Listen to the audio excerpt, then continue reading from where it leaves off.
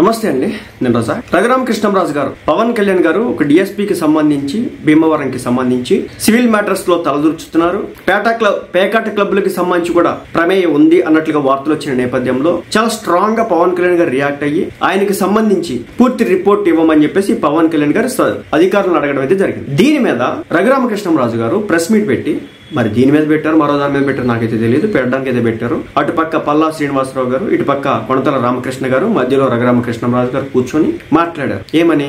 ఎవరైతే జయసూర్య గారు ఉన్నారో ఆయన చాలా మంచివారు, సౌమ్యులు, గొప్పవారు. మా నియోజకవర్గాలకు సంబంధించిన అధికారి కాబట్టి నాకు ఆయన మీద కొంత సమాచారం అయితే ఉంది అనేది ఆ రోజు ఆయన మాట్లాడిన మాట. పవన్ కళ్యాణ్ గారి దగ్గరికి ఈయనకి సంబంధించి ఒక తప్పుడు రిపోర్ట్ వెళ్ళింది అనే విధంగా ఆయన ఆ రోజు చెప్తే, దాన్ని సోషల్ మీడియాలో కావచ్చు పవన్ కళ్యాణ్ ఆదేశాలపైనే సెన్సేషనల్ కామెంట్స్ చేసినటువంటి రఘురామకృష్ణంరాజు అంటూ వార్తలు అయితే వచ్చినాయి. దీంతో చాలా మంది, మనం కూడా రియాక్ట్ అయ్యాం.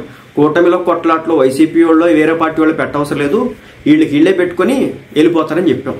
ఇప్పుడు ఏంటంటే రఘురామకృష్ణంరాజు గారు మరోసారి మాట్లాడేది జరిగింది. నేను పవన్ కళ్యాణ్ గారిపై చేసినటువంటి వ్యాఖ్యలు ఏవైతే ఉంటాయో అవి అపార్థం చేసుకున్నారు, అవి పవన్ కళ్యాణ్ గారికి సంబంధించినవి కాదు. ఆయన నా నియోజకవర్గంలో ఉంటారు కాబట్టి ప్రభుత్వ అధికారి, పోలీసు అధికారి, ఆయనకి సంబంధించి నాకు కొంతమేర సమాచారం ఉంటుంది కాబట్టి నేను దాన్ని ఉద్దేశించి చెప్పానే తప్ప పవన్ కళ్యాణ్ గారు విచారణ వేయడం తప్పేమీ లేదు అని చెప్పేసి ఇప్పుడు మాట్లాడటం అయితే జరుగుతుంది. చాలా మంది టైటిల్స్ పెట్టారు, deputy CM versus deputy speaker అని చెప్పేసి. ఆ డిప్యూటీకి ఈ డిప్యూటీకి చాలా వ్యత్యాసం అయితే ఉంది అని చెప్పేసి బల్లగుద్ది చెప్పినటువంటి పరిస్థితి.